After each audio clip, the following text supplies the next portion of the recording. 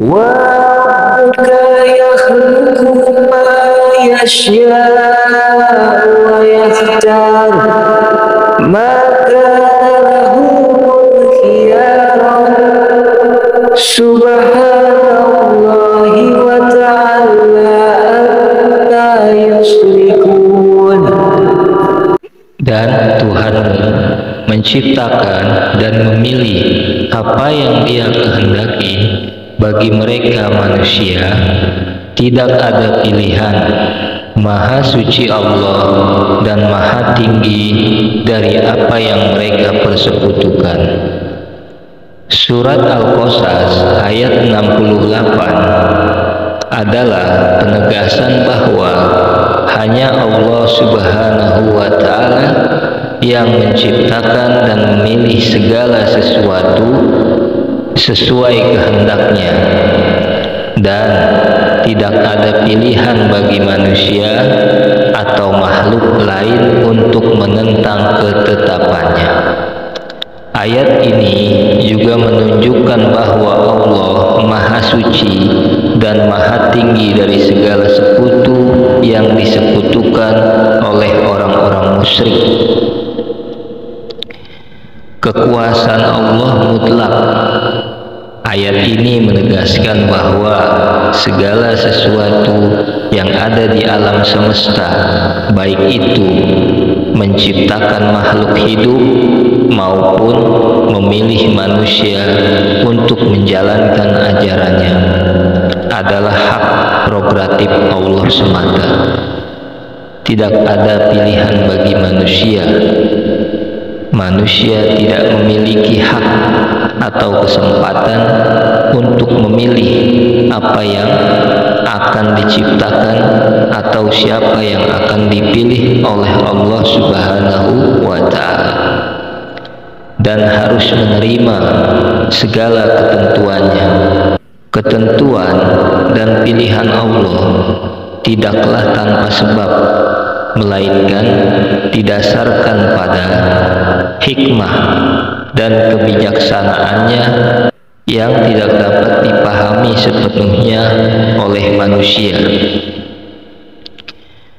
Allah Maha Suci dan Maha Tinggi dari segala bentuk persekutuan yang dilakukan oleh orang-orang musyrik yang menyekutukannya dengan sesembahan lain atau menyangka memiliki pilihan dalam kekuasaannya. Ayat ini mengajarkan agar manusia menerima dengan lapang dada setiap takdir yang diberikan Allah, karena itu adalah pilihannya. Dengan memahami ayat ini, kita diajak untuk meyakini keesaan Allah sebagai pencipta dan pengatur segala sesuatu, serta meletakkan segala urusan di tangan Allah Subhanahu wa ta'ala. Irodah kauniyah qadariyah, kehendak dan ketetapan Allah yang mutlak terkait dengan alam semesta dan takdirnya, di mana apa yang dikehendaki Allah pasti terjadi, baik yang disukai maupun tidak disukai olehnya. Berbeda dengan irodah syariah, kehendak syariat yang berkaitan dengan cinta dan ridha Allah terhadap perintahnya. Irodah kauniyah qadariyah meliputi segala sesuatu yang diciptakan Allah, bahkan hal-hal yang tidak Ia sukai seperti kemaksiatan. Ciri-ciri irodah kauniyah qadariyah pasti terjadi. Segala sesuatu yang dikehendaki dengan irodah kauniyah akan pasti terwujud, mencangkup segalanya. Kehendak ini tidak hanya mencangkup hal-hal yang baik atau disukai Allah, tetapi juga segala hal yang ada di alam semesta. Tidak harus dicintai nih, contohnya Allah melakukan apa apa yang Dia kehendaki dengan iradah kauniyah berdasarkan ilmu, kekuasaan, dan hikmahnya, bukan karena harus mencintainya. Iradah kauniyah qadariyah, perintah Allah kun fayakun, sebagaimana firman Allah dalam Al-Quran.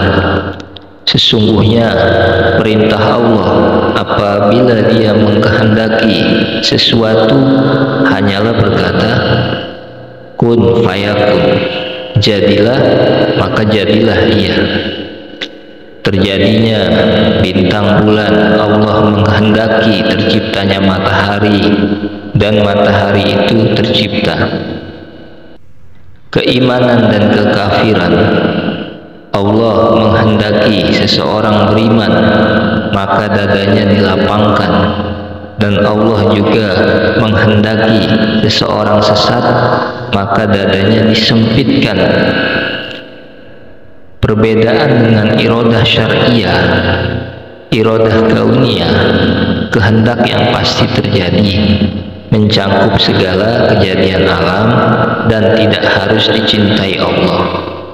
Iradah syariah, kehendak Allah yang berkaitan dengan syariat dan agamanya yang pasti dicintai dan diridhoi Allah, seperti perintah sholat dan zakat.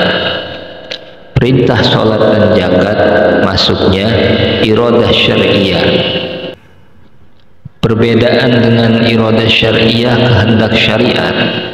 Untuk lebih jelas, penting membedakan iradah kauniyah dengan iradah syariah, kehendak syariat. Iradah syariah, kehendak Allah yang terkait dengan apa yang dicintai dan diridhoinya, serta yang diperintahkan melalui syariat, seperti keimanan seseorang, kapan terjadinya misalnya. Iradah syariah belum tentu terjadi. Karena apa? Seperti keimanan Abu Jahal yang tidak terwujud meskipun Allah menghendakinya dalam syariat. Abu Jahal sudah didakwahkan sama Rasulullah, tapi tetap dia tidak mau beriman kepada Allah dan Rasulnya. Untuk perbandingannya, seperti keimanan Abu Bakar terkait dengan iradah kauniyah terjadi dan terwujud, dan iradah syariah dicintai dan diridhoi Allah. Kemaksiatan terkait dengan iradah kauniyah terjadi dan terwujud, tetapi tidak ada iradah syariah, tidak dicintai Allah. Kita perjelas lagi, keimanan Sayyidina Abu Bakar berkaitan dengannya dua iradah sekaligus, iradah syariah dan iradah kauniyah. Berkaitan dengannya iradah syariah karena Allah mencintai dan menginginkan keimanan Sayyidina Abu Bakar, dan berkaitan dengan iradah kauniyah karena Allah mentakdirkan, mewujudkan, dan menciptakan keimanan Sayyidina Abu Bakar. Sedangkan Abu Jahal berkaitan dengan iradah syariah saja dan tidak berkaitan dengannya iradah kauniyah. Berkaitan dengannya iradah syariah karena Allah mencintai dan menginginkan keimanan Abu Jahal secara syariat, secara syariah, dan tidak berkaitan dengannya iradah kauniyah karena Allah tidak mentakdirkan, tidak mewujudkan dan menciptakan keimanan Abu Jahal. Kemaksiatan, orang yang berbuat maksiat berkaitan dengan iradah kauniyah saja dan tidak berkaitan dengan iradah syariah.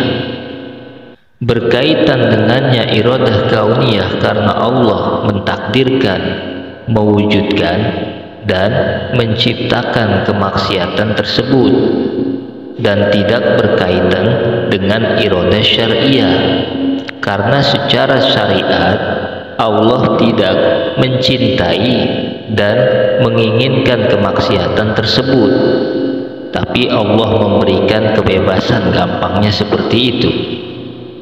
Karena manusia dikasih akal sama Allah untuk memilih yang mana yang hak, yang mana yang batil, yang mana yang benar, yang mana yang salah, yang mana yang mau kamu jalankan, dan yang mana yang mau kamu tinggalkan. Kekufuran orang yang beriman yang tidak terjadi, hal ini tidak berkaitan dengannya dua iradah, tidak berkaitan dengannya iradah syariah karena secara syariat Allah tidak mencintai dan tidak menginginkan kekufuran orang yang beriman. Selalu dijaga sama Allah orang yang beriman, bertakwa kepada Allah, dan tidak berkaitan dengannya iradah kauniyah karena Allah tidak mentakdirkan kekufuran orang yang beriman dan tidak mewujudkan serta tidak menciptakannya.